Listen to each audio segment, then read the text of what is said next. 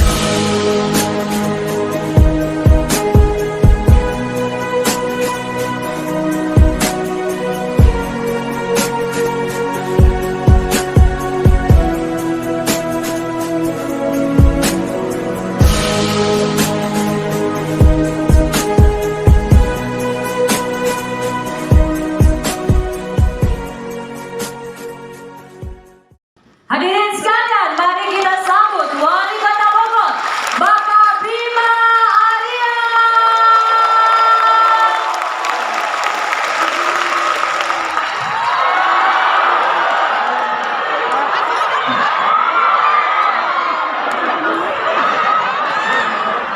Assalamualaikum warahmatullahi wabarakatuh. Senang sekali kembali ada di acara yang sangat inspiratif. Tepuk tangan untuk Mas Dino Jalal yang luar biasa. Orang Bogor, angkat tangannya ada? Terima kasih sudah jauh-jauh hadir di Bogor. Kali itu saya kasih hadiah. Yang bisa jawab pertanyaan akan saya kasih sepeda. Silakan lari ke depan. Yang bisa menyebutkan satu saja perubahan di Kota Bogor selama 10 tahun terakhir yang paling kamu suka. Ada? Silakan yang paling kamu suka. Udah ada ini. Boleh. Boleh nggak? Ya, jawab dulu. Ya, tinggalnya di kelurahan mana? Bojokerta, Bogor Selatan. Oke, 10 tahun di Bogor yang paling kamu suka perubahan apa? Uncal sama alun-alun. Apa itu Uncal? Bis wisata. Alun-alun Bogor baru diresmikan kapan? Terima kasih. Tepuk tangan.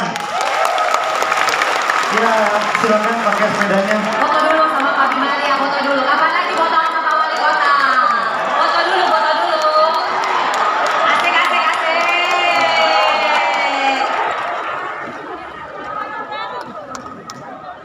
Oke. Rezeki ya guys. Bisa naik sepeda kan? Tapi pulangnya gimana nanti? Dibantu dikirim. Diangkut sama Pol PP. Bapak Ibu, teman-teman sekalian, Mas Dino bicara perubahan. Perubahan itu bukan hal yang mudah. Saya akan cerita apa saja tantangan yang ada di kota di Indonesia dengan contoh kota Bogor. Dan apa yang bisa kita lakukan untuk itu? Kota-kota di Indonesia umumnya adalah kota tanpa identitas. Kota di Indonesia PR yang sangat besar adalah kota minus identitas, minus karakter. Lautan PKL, betul? Lautan angkot dan macet, betul? Ini foto-fotonya foto-foto kota Bogor ya. Lautan baliho. Seenaknya masang wajahnya di mana-mana seringkali tanpa izin. Mau untuk politik, mau untuk perumahan dan lain-lain ya. Yang kedua, kota tanpa pemerintahan. Kepala daerahnya ada, tapi warga kok nggak merasa dilayani, betul? KTP aja mesti antri, kayak ngantri sembako.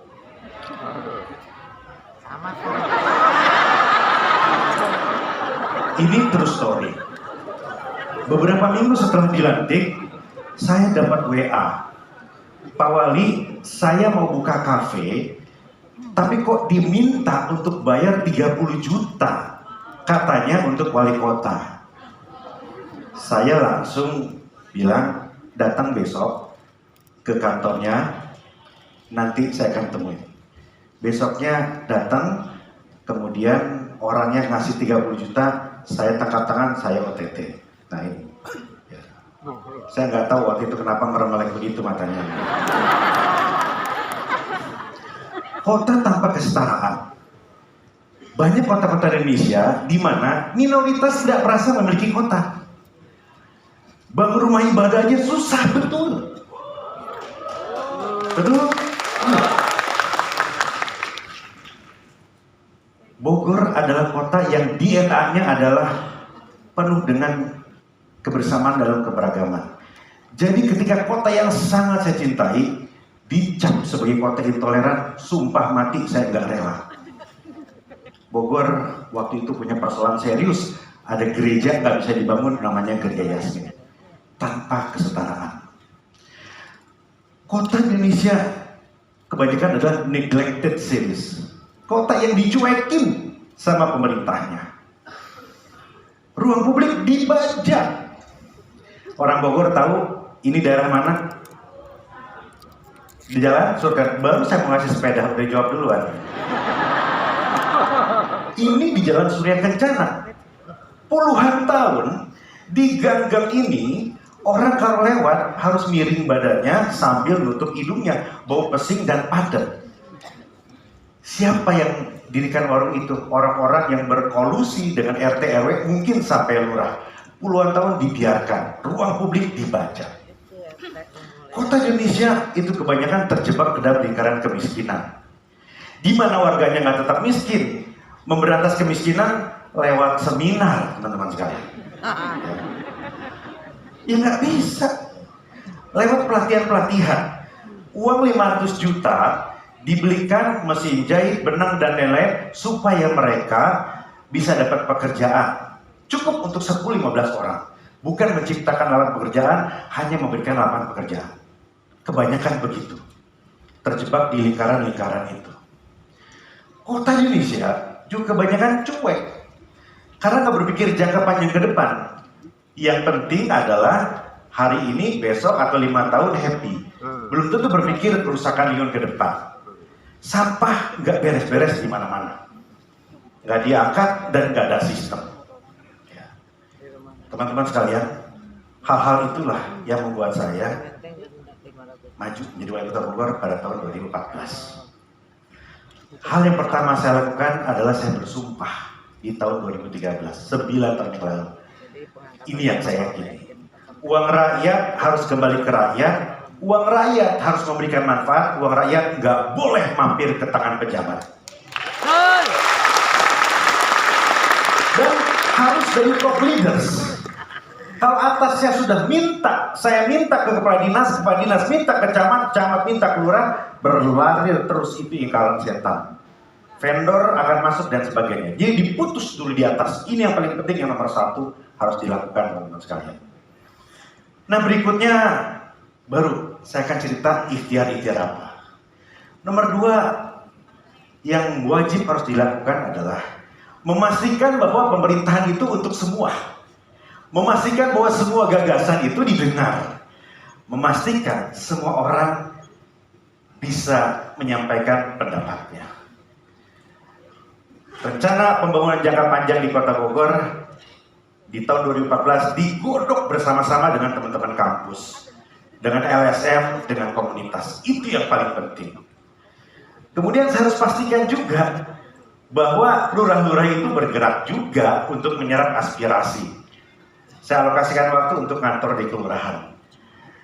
Saya ingin tahu apa persoalan yang ada di setiap kelurahan, dibawa ke rumah paling miskin, diajak ke UMK yang paling potensial dan yang lain. Turun. Di 2015 saya mulai membuat program tenda wali kota. Nggak cukup ternyata kalau kantor di kelurahan aja. Menurut saya kayaknya oke kalau nginep. Makanya nginep, tapi nggak mau nyusahin, jadi kita buat tenda. Tapi begitu, tidur cuma 3-4 jam gitu, dikelilingi emak-emak, ibu-ibu nongkrong aja sambil gosip di luar. Pagi-pagi udah nungguin makanan dan ngajak senam. Ya. Tapi disitulah kita bisa tahu denyut kehidupan sehari-hari dan mereka bisa curhat yang nggak didengar oleh camat lurah yang mungkin juga ABS. Betul? Kemudian hal yang penting juga adalah ini masalah angkot ini ribet, masalah PKL ribet. Tapi kita harus tahu dari perspektif mereka. Jadi the magic word-nya it's always be the same. Dialog komunikasi. Ya ngobrol. Saya pengen tahu apa sih persoalan mereka, kenapa angkot itu kebanyakan di Bogor. By the way, di Bogor itu sering dikasih julukan kota sejuta angkot. Sebenarnya bukan sejuta, cuma 3.412.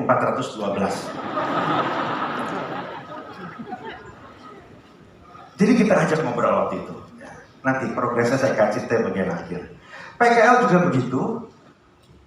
Puluhan kali, mungkin hampir ratusan kali kita ngobrol dengan PKL. Supaya kita tahu mereka itu apa sih keberatannya dan jangan-jangan mereka punya solusi. Gitu. Dan satu hal yang harus dipastikan teman-teman sekalian, pemimpin itu nggak boleh takut untuk menghadapi aksi massa atau demo. Apapun itu selalu ada derajat kebenaran di situ. Makanya insya Allah semaksimal mungkin saya temuin yang demo di balai kota. Dari mulai ojol, dari mulai supir angkot ya sampai tokoh agama, budayawan dan yang lain gitu. Ya walaupun demikian teman-teman sekalian, tidak selalu ada di balai kota atau berada di kursi pemerintahan dihadapkan pada hal-hal yang menyeramkan. Kadang-kadang juga mengejutkan seperti itu. Suka ada kejutan-kejutan kecil yang membuat hati ini happy. Jangan dilihat dari penampilannya, yang penting kasih sayangnya untuk saya. Mas Anies dan Kang Emil pasti merasakan. Secapek apapun kita, kalau turun di tengah warga ketawa happy, hilang semua capeknya. Ya, walaupun kadang-kadang Ibu Ketua Tim PKK suka agak cemberut, orang yang meluk agak berbeda dengan ini. Nah, ini nggak pernah terjadi di zaman Orde Baru, Mas Dino. Ya. Kalau masuk ke kelurahan belusukan, setiap gang itu mama berdaster siap untuk mengeroyok. Gitu. Tapi apa yang bikin stres? Timer, teman-teman sekalian. 10, 9, 8 gitu. Jadi saya tuh udah stres duluan begitu melihat timer ya. Begitu 0, kemudian kata si mak, Pak diulang ya, blur. Makanya saya memutuskan untuk mengambil alih, walaupun handphonenya Hello Kitty gitu ya. Tapi itu hal-hal yang membuat kita selalu semangat untuk turun ke bawah, menyaksikan tatapan warga yang bahagia. Untuk apa itu semua? Cuma satu, trust, kepercayaan. Kalau kita sudah sering turun, kita sudah komunikasi, kita sudah sering dialog, maka trust itu akan turun. Ini tidak akan terjadi tanpa trust. Kalau saya nggak percaya sama orang-orang ini, mana berani saya posing terjun ke bawah. Tiba-tiba begitu saya loncat, mereka mundur teratur, selesai lah sudah kita. Iya kan? Kalau mereka nggak cinta sama kita, nggak mau juga mereka nahan beban kita, betul. Mosing ini hanya terjadi kalau ada trust di antara pemimpin dan warganya. Berikutnya teman-teman sekalian, tadi saya cerita matinya pemerintah. Birokrasi harus diaktifasi. Birokrasi harus disetrum. Kalau enggak, mereka akan terlena di comfort zone. Padahal kata orang bijak, life begins at the end of comfort zone. Yang bisa jawab bahasa Indonesia-nya dikasih sepeda. Nah, hal yang saya lakukan adalah, saya hitung teman-teman sekalian ya. Saya hitung, ini kira-kira berapa tahun terakhir ini bisa terkejar nggak target-target? Nggak mungkin terkejar dengan cara biasa-biasa saja, harus dengan cara yang luar biasa, harus berlari. Makanya kita perkenalkan tagline Bogor berlari. Harus ngebut. Kalau wali kotanya lari, yang lain ikut lari. Kira-kira begitu. Ya. Tagline Bogor berlari ini bukan hanya karena saya suka berlari, tapi saya minta agar semua berlari untuk melayani warga, berlari untuk memastikan semua target terpenuhi. Ini adalah briefing staff. Briefing staff dilakukan di tempat-tempat yang tidak biasa untuk menyampaikan pesan yang kuat kepada anak buah saya. Saya nggak mau cara biasa-biasa. Saya tidak mau juga hasil yang biasa, dan semua harus turun untuk memastikan bahwa hasilnya akan luar biasa. Ya. Ini briefing awal tahun di bawah jembatan Sempur. Ini briefing awal tahun di Mulia Harja, surga yang tersisa, untuk menunjukkan kepada para staf saya, lihat, tadinya ini bukan apa-apa, setelah kita sentuh, ini kemudian memberikan lapangan pekerjaan buat warga. Supaya mereka semangat, supaya mereka termotivasi. Ini berbeda. Ini briefing staff di satu tempat yang saya bilang gagal, bikin malu wali kota. Masjid Agung, tempat ibadah, karena nggak beres perencanaannya, karena nggak beres koordinasinya, terkatung-katung. Saya paksa rapat di situ untuk lesson learn bagi semua bahwa yang seperti ini nggak boleh terjadi lagi. Mulia Harja, best practices. Yang ini Masjid Agung, contoh buruk. Tapi itu harus saya setrum, ditunjukkan bahwa nggak boleh lagi seperti ini. Saya terbiasa melantik para pejabat dengan cara yang tidak biasa juga. Dirut PD Pasar dilantik di depan pasar, tapi sumpah saya nggak nyangka akan hujan sebetulnya. Ya. Besoknya masukkan kerokan semua, masuk angin Mas Dito. Dirut PD Pasar dilantik di pasar. Dirut Transpakuan yang ngurus bis-bis dilantik di shelter bis. Karena saya minta mereka turun ke lapangan. Dirut PDAM saya lantik di tempat di mana warga paling sering komplain bahwa air PDAM nggak ngalir. Sebetulnya ada satu foto setelah ini dirut PDAM-nya saya ceburin ke bawah gitu. Cuma saya nggak tega nampilinnya gitu. Nah, kemudian satu hal lagi, warga itu kasihan. Kalau ngurus apa-apa itu banyak pintunya, nggak pasti waktunya, dan juga dipungut biaya. 2015 kita buat mall pelayanan publik, mulai berproses. Dan saat ini mall pelayanan publik di Kota Bogor menjadi rujukan sebagai mall pelayanan publik terbaik di Indonesia. Targetnya saya katakan bukan hanya melayani, bukan juga memudahkan, tapi membahagiakan. Karena bisa nikah di sini. Kalau mereka beruntung, wali kota bisa jadi saksi dan diajak keliling Kota Bogor naik bis Uncal tadi. Warga bahagia. Bukan hanya dilayani, bukan hanya dimudahkan, tapi dibahagiakan. Dan saya senang sekali karena inovasi ini juga kemudian terjadi di dinas-dinas. Ketika kepala dinas Dukcapil sering saya marahin, mereka bergerak cepat, akhirnya mereka bilang, Pak, kita buat drive-thru. Drive-thru, kayak gimana? Iya kayak KFC, nggak boleh sebut brand. Ya kayak fast food itu Pak, gitu. Oke, akhirnya terjadilah ini, di mana di Bogor bisa ngurus ngambil kartu penduduk, kemudian kartu keluarga, nggak lebih dari 2-3 menit. Bisa naik mobil dan bisa naik sepeda. Sebelumnya lihat tuh ngantrinya kayak ngantri sembako di Afrika. Satu lagi teman-teman sekalian, Bapak Ibu, yang menyedihkan adalah lansia itu banyak loh yang nggak punya KTP. Ketika mereka nggak punya KTP, maka mereka nggak mungkin untuk dibantu. Jadi mereka pun tidak mungkin ngurus KTP itu ke Dukcapil karena satu mereka nggak kuat, kedua mereka nggak punya uang. Makanya saya perintahkan camat lurah jemput bola, datangi langsung Akin ini itu untuk dicetak KTP-nya di rumahnya masing-masing. Itu mencetak KTP untuk jemput bola. Nah, Bapak Ibu teman-teman sekalian, ada satu hal yang tadi membuat saya risau ya, tentang kebersamaan dalam keberagaman. Ini PR kita hari ini. Kita berdoa semoga pilgub ke depan, pilpres ke depan, nggak ada lagi nuansa isu-isu yang memecah belah kita. Sepakat? Tapi nggak cukup hanya dengan retorika, nggak cukup hanya dengan kesepakatan dan deklarasi, nggak cukup. Ini perlu komitmen yang kuat dari kita untuk merawat keberagaman. Di Bogor, kita pastikan kita semua memaksimalkan ikhtiar untuk menjaga keberagaman. Sejak 7 tahun yang lalu, setiap bulan Agustus kita gelar Festival Merah Putih. 1 bulan penuh di Kota Bogor berkibar di seluruh penjuru kota bendera Merah Putih dengan berbagai kegiatan. Untuk memastikan bahwa Merah Putih selalu jadi mainstream.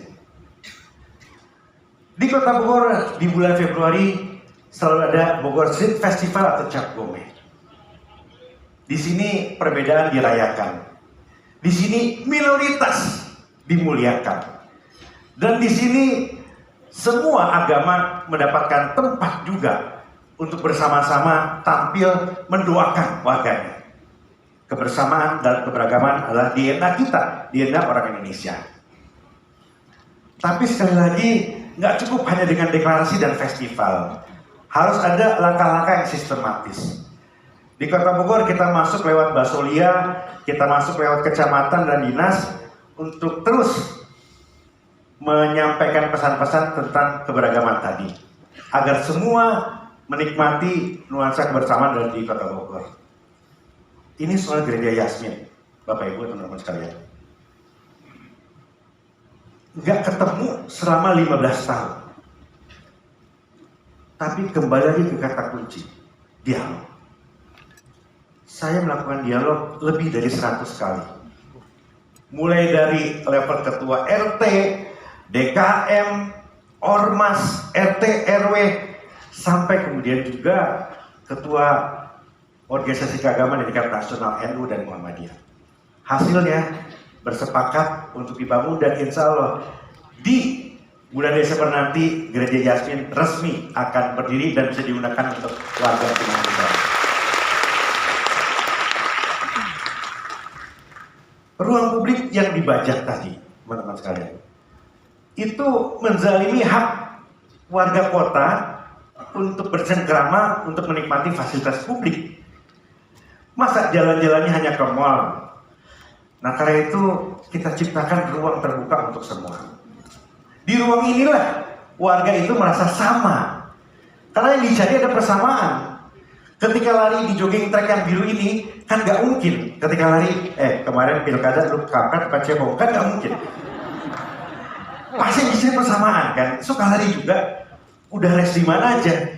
Itu sepatunya beli apa? Itu. Di tempat-tempat seperti inilah warga merayakan kebersamaannya. Dan harus sebanyak mungkin di seluruh kota Indonesia.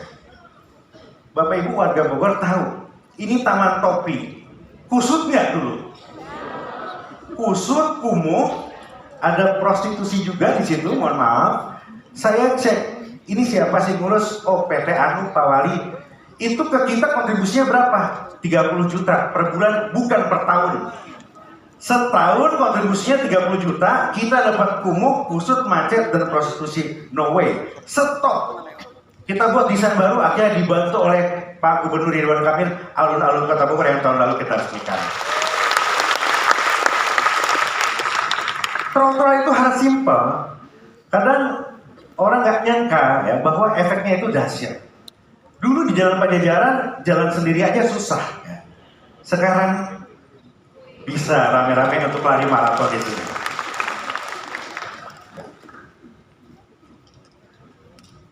Kita bergerak menuju walkable city, teman-teman sekalian. Karena kalau di Bogor cuacanya mendukung, maka kita bangun sebanyak mungkin jalur pedestrian supaya orang senang jalan kaki, supaya orang lebih sehat. Penyebab kematian di Indonesia di kota-kota besar, nomor 1 jantung, nomor 2 stroke, nomor 3 diabetes, yang berikutnya cancer dan lain sebagainya. Hanya bisa dicegah dengan cara healthy lifestyle. Ini adalah ikhtiar kita. Bukan hanya membangun transportasi publik, tapi ini membuat orang untuk hidup sehat. Jalan semuanya. Ya. Ini penataan kawasan Surya Kencana, Chinatown kita, di mana di sini menjadi simbol keberagaman kita. Insya Allah orang Bogor di bulan Desember Bogor Plaza kita rubuhkan, kita akan bangun ruang terbuka publik di sana supaya tidak kumuh lagi. Ini tadi. Ya. Kalau teman-teman jalan sekarang ke Surya Kencana, yang tadi dibajak oleh oknum-oknum gangang itu udah nggak ada semua, udah seperti ini. Dan saya senang banget kalau ada yang syuting film di sini. Ya. Dan lebih senang lagi kalau wali kotanya diajak main. Kenapa? Karena bisa mempromosikan kota Bogor, gitu. Nggak dibayar nggak apa-apa. Bahkan saya bilang ke Pak Produser, di Bogor aja. Satu karena begini, Mas Dino, saya mau cerita sedikit. Banyak sutradara film cerita, syuting Indonesia itu high cost. Banyak yang milih untuk ke luar negeri. Kenapa? Karena di sini biayanya tinggi untuk bayar ormas, bayar oknum-oknum penguasa, dan sebagainya. High cost banget. Saya bilang datang ke Bogor, saya urus semua. Saya panggil RT, RW, lurah, camat, kepala dinas, bantu di sini free. Kalau perlu kasih makan semua krunya, kira-kira begitu. Karena kita diuntungkan dengan promo ini, gitu. Sudah pernah nonton film Pino Bastian yang terbaru, Miracle at Cell No. 7? Nah itu syutingnya di Bogor. Ya. PKL urusan ribet, tapi nggak ada yang selesai kalau kita ngobrol. Nggak ada yang digusur kecuali yang harian. Baru sehari 2 hari gusur, nggak ada cerita. Tapi kalau udah lama kita ajak ngobrol, Pak udah berapa lama? 10 tahun, oke. Bisa nggak kita agak geser sedikit Pak? Kira-kira begitu. Nah disuruhkan rumusnya begitu, di kota Bogor rumusnya begitu, sehingga kita bangun beberapa pusat kuliner, nggak ada penggusuran, digeser semua, bahkan mereka lebih ramai sekarang di sini. Ini sentra kuliner di Sempur, kemudian di beberapa titik juga ada. Intinya adalah untuk memastikan PKL-PKL itu nggak digusur, tapi nggak juga mereka buat kumuh atau kusut. Teman-teman sekalian, kalau masuk ke kota Bogor, itu dulu terjebak di macet di sini. Tapi kemudian sekarang kita buat menjadi satu arah, jadi semuanya dipaksa untuk masuk ke istana dan melihat ikon kota Bogor selain Tugu Kujang, Lawang Salapan. Di Lawang Salapan ini dipahat sejak tahun 2016. Dinukiwari ngancik nubihari sejak ayeuna sampeureun jaga. Yang bisa jelaskan artinya saya kasih sepeda sekarang juga. Sepedanya mana? Ada.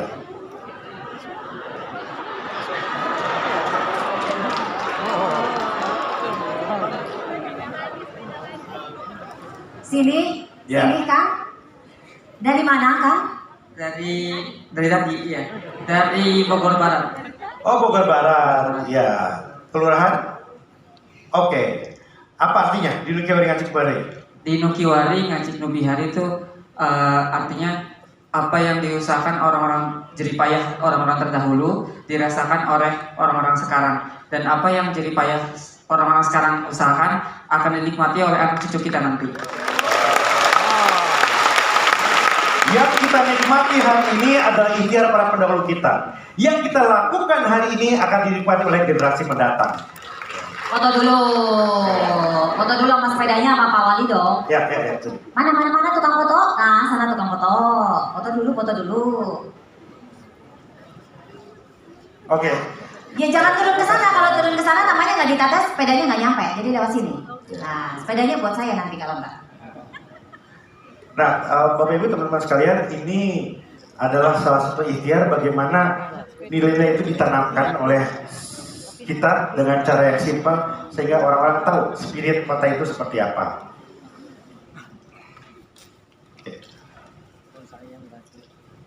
Pemimpin nggak boleh hanya terjebak ke masa hari ini, tetapi kita juga harus berorientasi pada masa depan.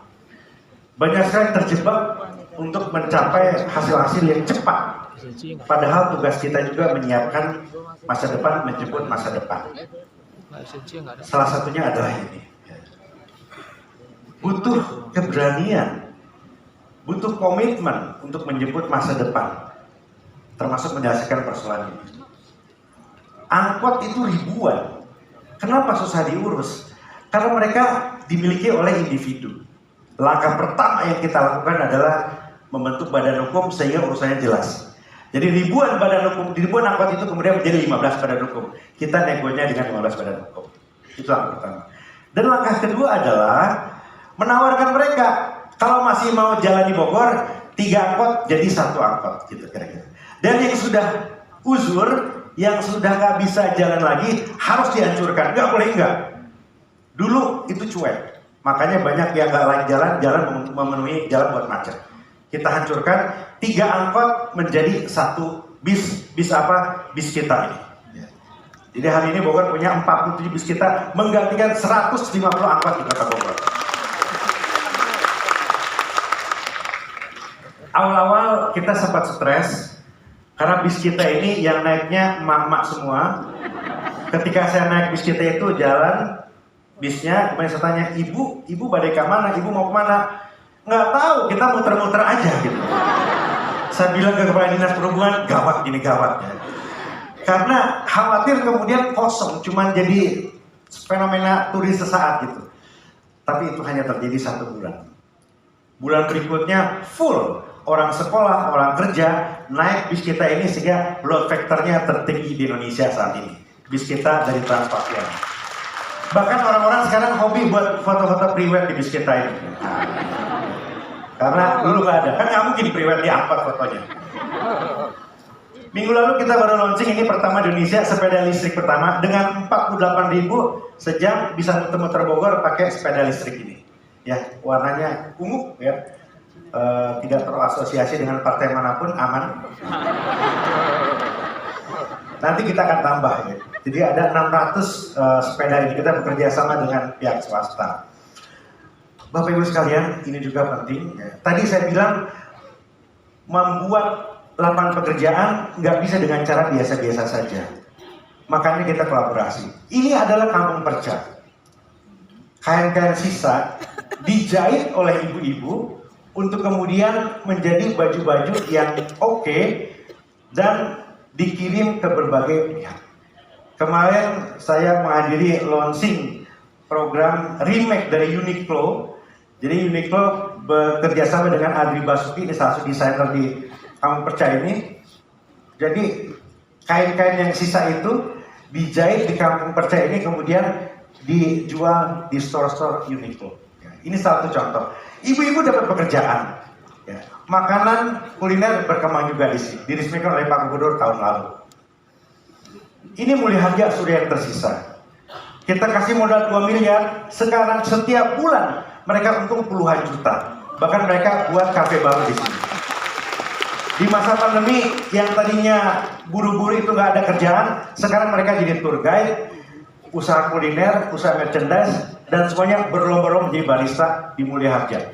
Ya, kita bilang surga yang tersisa karena ini satu-satunya di Kota Bogor yang hijau seperti ini. Nah, ini salah satu endorsement di situ. Yang tahu siapa yang baju kuning, saya kasih sepeda. Baju putih. Jadi silakan ke Mulia Harja di Bogor Selatan.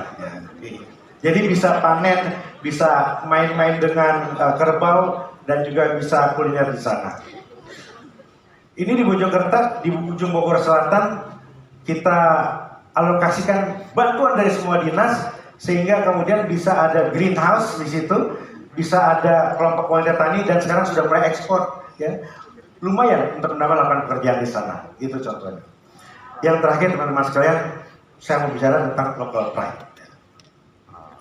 Dengan tanda tangan kepala daerah, kita bisa mengubah nasib banyak sekali orang. Nggak usah ribet-ribet, ini contoh yang sangat simpel. Di Kota Bogor kita wajibkan setiap hari Kamis, semua ASN, ada 8.000 ASN, pakai baju putih. Setiap hari Jumat pakai baju batik. Sekarang ditambah lagi setiap hari Selasa pakai baju kasual. Ya. Semuanya, ini wakil wali kota, ini ibu sekda, ini kepala satpol pp, itu camat lurah. Ada yang pantas, ada yang kurang pantas, itu biasa. Tapi saya minta Pak Menteri Dalam Negeri untuk membuat ini seluruh Indonesia. Jadi insya Allah akan keluar peraturan Menteri Dalam Negeri mewajibkan setiap Selasa pakai lokal kasual di seluruh kota Indonesia. Teman-teman sekalian, selain menata fisik tadi, menurut saya membangun karakter juga harus jadi roh di kota. Ya. Anak-anak muda SD, SMP, SMA ini nggak boleh kita lepas. Kalau nggak tawuran terus. Makanya kemudian kita melakukan banyak hal. Salah satunya adalah hal yang juga sederhana. Kita mapping. Ada jalan-jalan yang namanya nggak ada maknanya. Kita ganti dengan nama yang penuh makna supaya anak-anak muda tahu bahwa ada orang-orang hebat di kota ini. Salah satunya adalah jalan kesehatan yang kita tahu menjadi jalan Tirto Adi Suryo. Ini gurunya para aktivis pendiri Republik ini Indonesia. Pasti banyak yang nggak tahu di sini ya. Jalan Adi Suryo menggantikan jalan kesehatan. Ini contohnya. Tahun depan insya Allah kita akan bangun juga Museum Pajajaran, mengembalikan kejayaan kerajaan Pajajaran di Kota Bogor ya. Di daerah Batu Tulis. Oke, apa yang saya sampaikan tadi, Bapak Ibu teman-teman sekalian, harus ada dampaknya. Yang kita lihat, alhamdulillah, pendapatan asli daerah Kota Bogor dari 600 miliar naik jadi 1,1 triliun ya, di 2021. Kemudian APBD Kota Bogor waktu kita mulai itu 2,3, di tahun depan 3 triliun. Indeks pembangunan manusia di atas rata-rata Jawa Barat dan nasional. Laju pertumbuhan ekonomi Kota Bogor naik terus, sempat turun ketika pandemi, which is semua kota juga begitu, tetapi sekarang naik lagi, juga melebihi rata-rata nasional 3,76, sudah positif. Jadi kita sudah recover. Good news. Survei menunjukkan 82% warga Bogor puas dengan kinerja pemerintah. Bukan kerja saya saja, tapi kerja semua, kolaborasi dengan semua. Dan yang menarik, saya senang ya, ketika melihat data ini.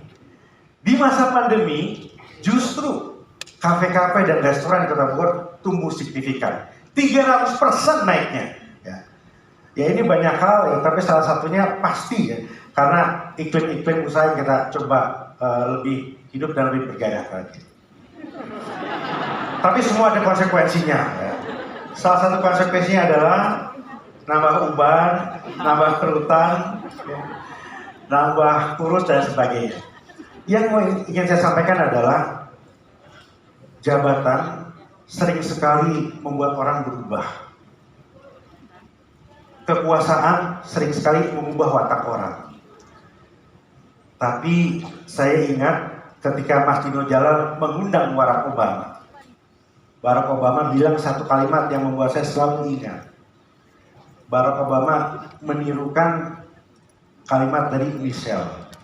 Kata Michelle kira-kira begini ya Mas Dino, ya mungkin saya salah. Correct me if I'm wrong. Menjadi presiden tidak membuat kamu berubah. Menjadi presiden justru menunjukkan siapa sebenarnya kamu. Gitu. Betul ya? Nggak salah ya? Itu tantangan semua yang menjadi pemimpin. Jangan sampai menjadi pemimpin itu berubah, tapi menjadi pemimpin harus justru menjadi yang terbaik dari dirinya masing-masing. Semoga semuanya menjadi pemimpin yang baik teman-teman sekalian. Oke, Bapak Ibu teman-teman sekalian yang sangat saya cintai, saya berharap betul kolaborasi Bogor dengan Jakarta terus berlanjut. Ada kalanya saya dengan Mas Anies berbeda pendapat, ada kalanya berdebat di publik, ada kalanya juga seolah-olah berbeda, tapi lebih sering karena digoreng oleh media. Gitu. Tetapi saya selama menjadi wali kota sangat menikmati bekerja sama dengan Mas Anies Baswedan. Ketika kita pusing, Karena kereta itu antrinya panjang, Mas Anies kirim bis untuk mengangkut orang Bogor yang kerja di Jakarta. Ketika saya cerita bahwa persoalan sampah ini harus kita urus sama-sama, Mas Anies juga datang ke Katulampa untuk membicarakan itu. Kolaborasi antara Bogor dan Jakarta. Kita tidak pernah tahu kita akan berujung di mana. Mungkin berujung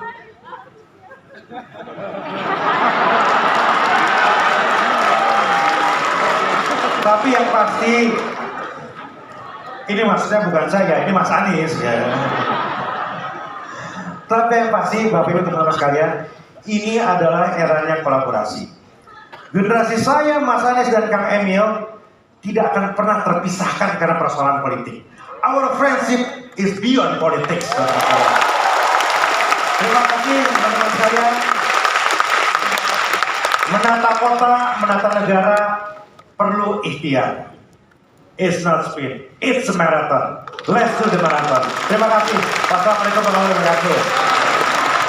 Baik teman-teman, jadi baru saja saya, Mas Anies Baswedan, Kang Ridwan Kamil bersama-sama dengan Mas Tino Jalal berbagi pengalaman memimpin, mengelola mandat warga untuk berbuat yang terbaik bagi kotanya masing-masing. Saya berterima kasih kepada Mas Anies Baswedan yang di ujung masa jabatannya telah banyak memberikan bantuan, berkolaborasi bersama Kota Bogor. Saya sebut tadi ketika Bogor stasiun macet karena warganya menumpuk untuk pergi ke Jakarta, Mas Anies mengirim bis. Ketika terjadi banjir di Jakarta, Mas Anies berkoordinasi, berkolaborasi dengan Bogor. Jadi Mas Anies memberikan contoh bagaimana membangun kolaborasi dengan kota-kota seputar Jakarta. Mas Anies tadi sampaikan bahwa siap untuk masa jabatan berikutnya. Saya kira kita tidak tahu masa jabatan itu ada di mana, tapi yang jelas Kota Bogor memberikan apresiasi kepada Mas Anies Baswedan. Masih banyak PR terkait dengan Ciliwung, banjir, macet dan lain-lain. Tetapi saya yakin fondasi yang dibangun Mas Anies akan bisa dilanjutkan oleh semua. Jadi ini adalah tentang berbagi pengalaman, ini adalah tentang cerita kolaborasi, dan ini adalah apresiasi terhadap Gubernur Anies Baswedan selama kepemimpinannya periode di Jakarta. Saya kira itu. Terima kasih. Terkait keberlanjutan kota-kota yang ada di daerah-daerah penyangga ini kan juga Sambimas tahun lagi juga sudah selesai. Bagaimana nanti kolaborasi dengan pemerintah di Jakarta biar kota berlanjut dan kota-kota lainnya? Saya mengusulkan format kolaborasinya nggak bisa informal. Saya mengusulkan bahwa harus ada otorita yang lebih jelas menaungi pembangunan perubahan Jakarta, Bogor, Depok, Tangerang, Bekasi, dan sekitarnya. Karena kita bicara megapolitan, megacity terbesar di dunia selain Jepang. Jadi harus ada menteri khusus urusan Jabodetabek. Selama ini kita bersyukur karena kolaborasinya baik. Tetapi bagaimana ke depan kalau hubungan kepadanya tidak baik antara Gubernur Jakarta dan Wali Kota atau Bupati sekeliling Jakarta? Karena itu format paling pas adalah otorita khusus. Banyak yang bertanya, ya relevan atau tidak karena ibu kota pindah? Justru makin relevan karena akan bertumpu menjadi pusat bisnis perdagangan, akan semakin terintegrasi. Nanti ke depan LRT akan nyambung ke daerah-daerah sekeliling, karena itu harus betul-betul seperti itu.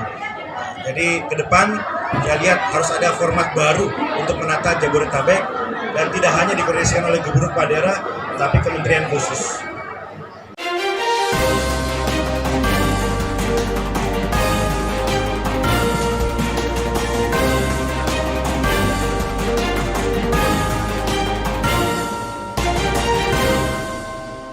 One Kawan TV 1